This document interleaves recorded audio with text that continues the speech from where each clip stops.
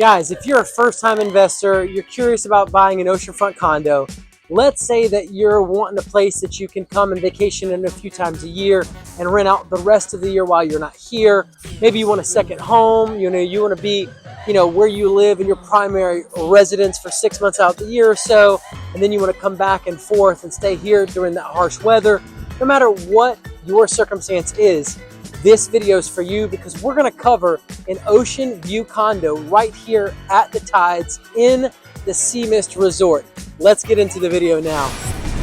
Unit 5510. As soon as you walk in, you're going to notice fridge, sink, stove, microwave. You're also going to notice a restroom to the right, as you can see. Tub shower combo.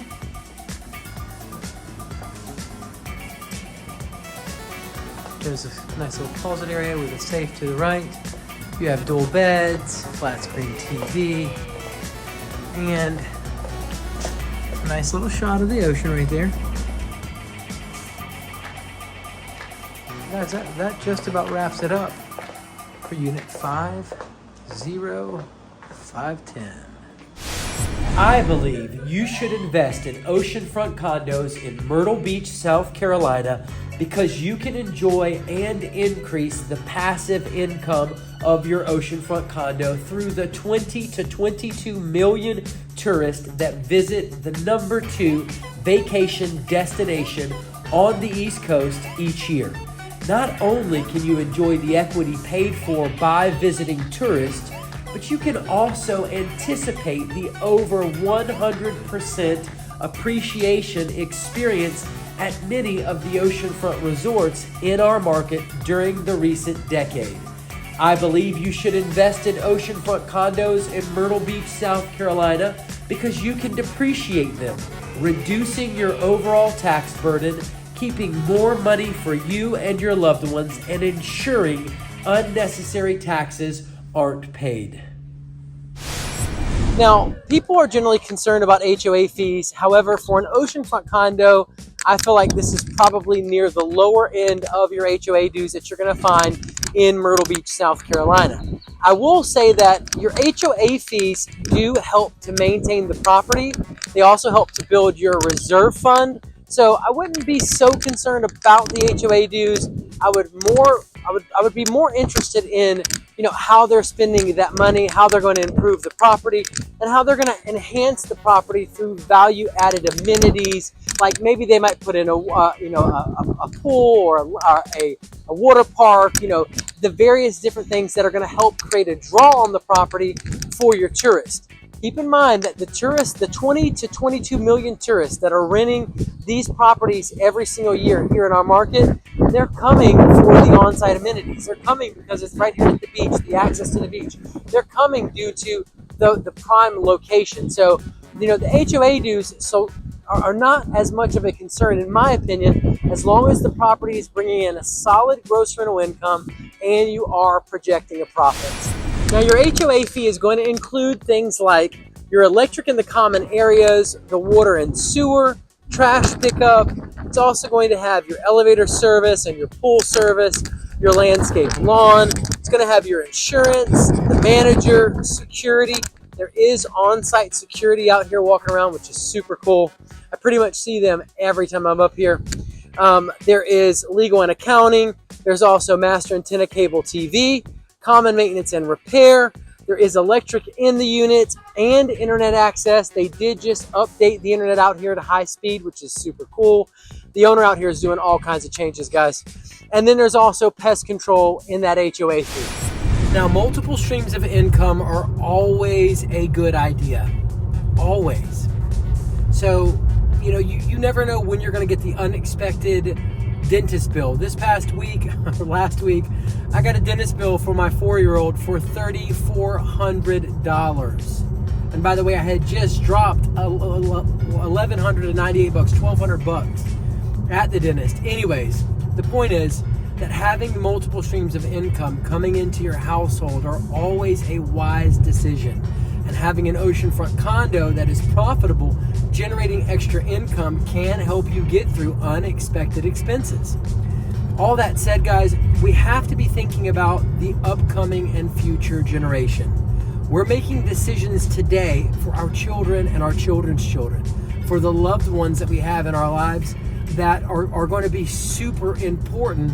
You know, the foundation, the financial foundation that we've laid, that we can pass on to them. So when I think about oceanfront condo investing, short-term rentals, long-term rentals, all of this sort of thing, I'm thinking about my 21-year-old daughter. I'm thinking about the money that she's going to need for her wedding. I'm thinking about her tuition that's coming due this next year. I'm thinking about my son and him graduating and inheriting assets that are paid for through various means, which I'm sure we'll get to in these videos. Anyways, but him inheriting assets, my daughter, my 4-year-old daughter, inheriting an asset that is paid for and that is generating income for them to support their life, so that they can start off better than I did. I'm thinking about, when he turns 18 years old or 21 years old and selling off that asset, maybe cashing in on that appreciation so that he can pay for college or pay for a wedding and or his first home in cash, so that he gets a much better shot at life than I did. So you have to take those kinds of things into consideration when you're looking at making these investments in oceanfront condos, because I know that there's a lot of risk involved. I know that when you're first doing something for the first time, it's scary, it can be nerve-wracking. At the same token, when you look at what you're actually building for the future, when you look at what you're going to be able to pass to your children and your children's children and your loved ones, that kind of, in my opinion, that gives you the courage, that gives you the motivation to go, you know what, I'm going to partner with a solid and professional guy that's doing this, so that way, hey, my kids' lives are better. My family's life is better. I've got extra income coming in that is insulating us from those economic ups and downs. So I'm super encouraging you here to, especially first-time investors, guys, partner with a solid and professional agent that does this. I'm a broker that gets these deals done all the time, and I work with investors just like you that have never done this before. I talked to a guy this morning, Mr. Curry. It's basically going to be his second investment purchase that he's ever made. And I'm here to help you get a solid foundation in real estate investing for your first oceanfront condo investment. So that way, the process is simple and easy. You can ask me 1,000 questions. I have people that are texting me, that are, sometimes it feels like people are afraid to ask you questions. Maybe they don't want to sound silly. Listen, no question is too small. No question is too simple.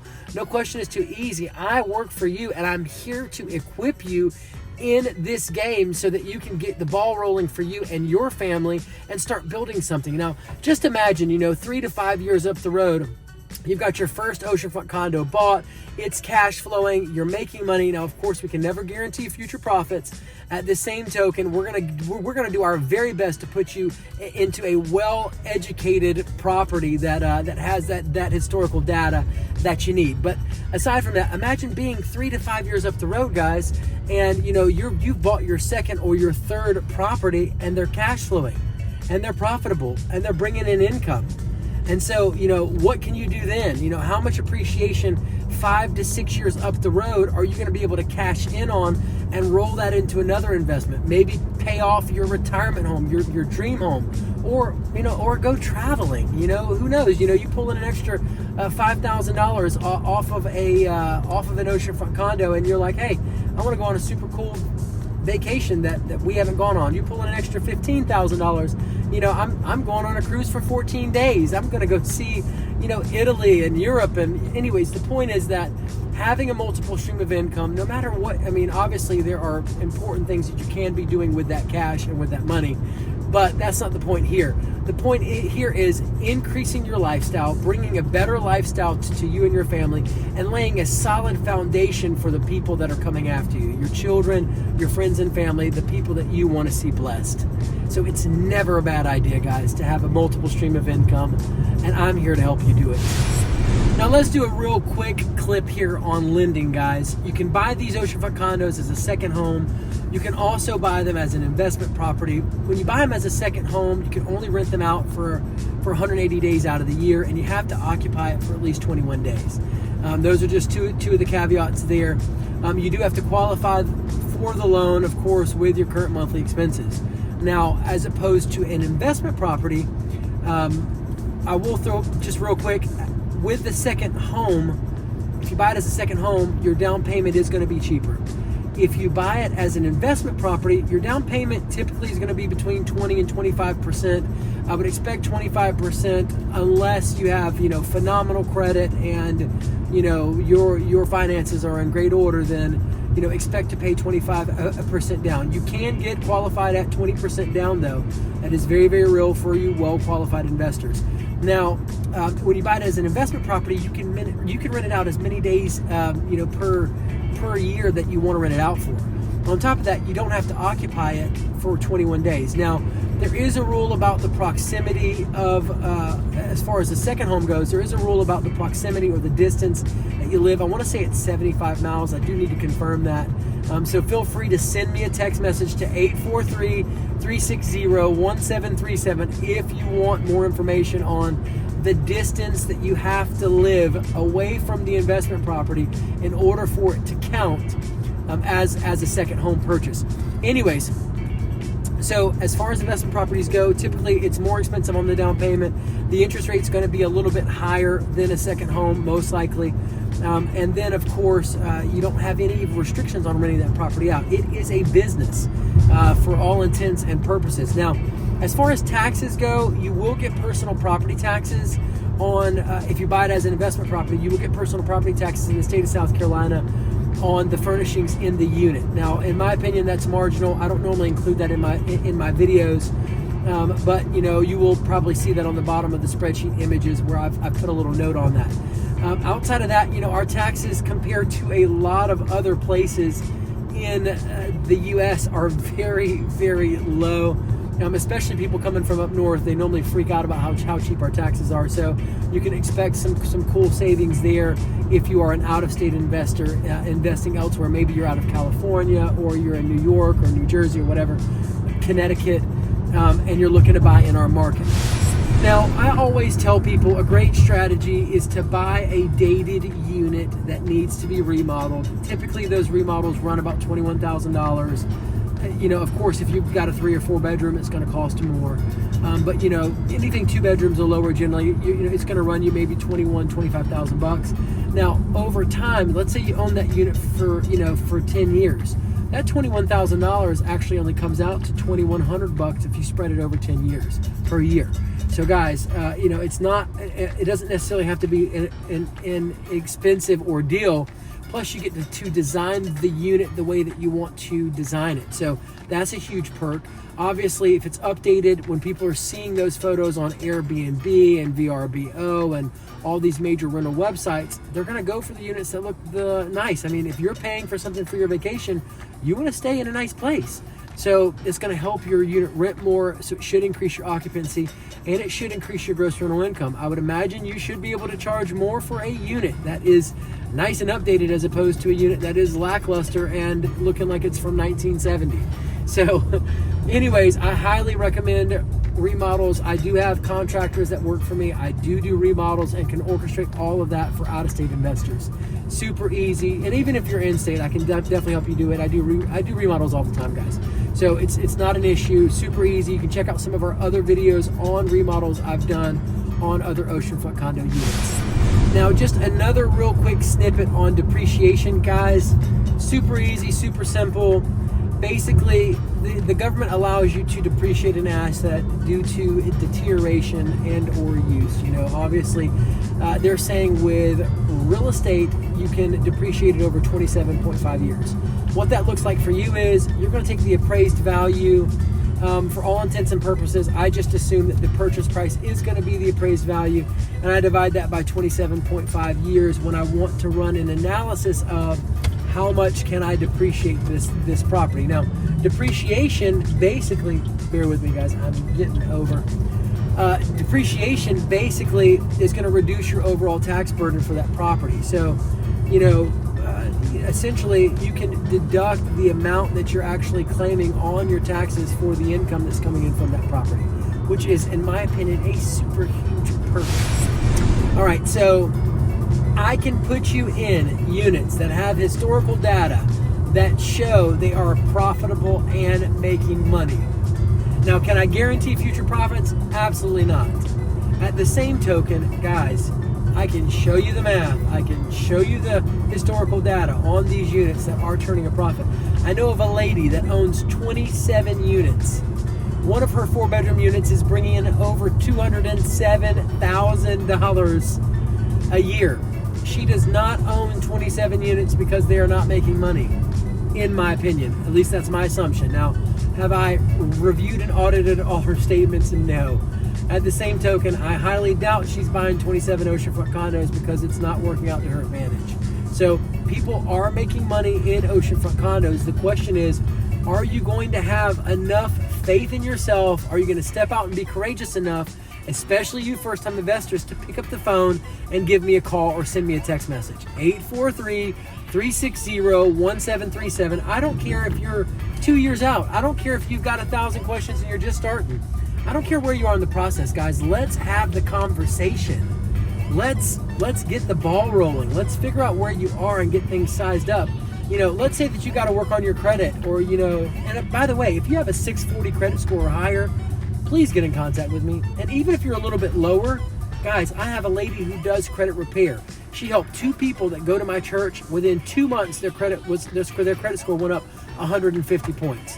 Can I guarantee any of that for you? No. At the same token, I can definitely put you in contact with her, and she can have that conversation with you and put a plan together to get you where you want to be so that you can start investing in oceanfront condos. And yes, for first-time investors, there are cheap oceanfront condos. We have some that average in our market $96,000 to buy an oceanfront condo. And over the last 10 years, they appreciated over 105%. In other words, if you bought one of those same condos 10 years ago, guys, it was 45 grand. Now they're selling for 96. There is entry-level properties that you can purchase that are cheap if you're breaking into this game. And I'd like to help you make that process simple and easy and save you a ton of time so that you don't waste time looking at this YouTube, looking at that YouTube, going on this website, researching here, reading this blog over here, and you're spending pointless time when I can just decrease your learning curve like that. Super simple, super easy. Here are my top 5 picks for those of you playing the appreciation game in oceanfront condos right here in Myrtle Beach, South Carolina. You have Caravel Tower that came in at $89,887. That's 206% appreciation. You have Ocean One Resort, 3-bedroom, had appreciation to the tune of $255,634. That's 100% appreciation.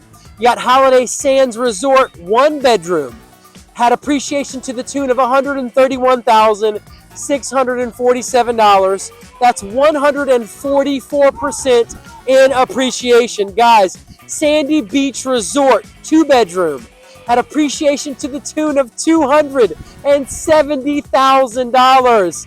Guys, that's 169% in appreciation. Now, finally, we have Sandy Beach Resort, your 3-bedroom unit, appreciated $273,500. Guys, that's 109% in appreciated value. Now, here is my top 5 for cash on cash return. And for those of you that don't know what cash on cash return is, that's where you take the net amount, your profitability in the unit, and then you divide that by the initial capital it took you to get into that purchase, into that investment. So guys, we have number 1 on the list, Ocean Reef Resort, 4-bedroom, 18% cash on cash return. Sea Mist Resort Efficiency Unit and Ocean View Unit had a 15% cash on cash return. Now, Sea Mist Resort Efficiency Oceanfront also had a 15% cash on cash return. Holiday Pavilion Resort Efficiency had a 13% cash on cash return. And then finally, your Sandy Beach Resort, 1 bedroom, had a 10% cash on cash return. The good news is you made it to the end of the video. Now, if you click the link that's popping up on your screen, this next video, I'll show you an oceanfront resort that has $100,000 condos that are generating $16,865 in projected profit. You better click now.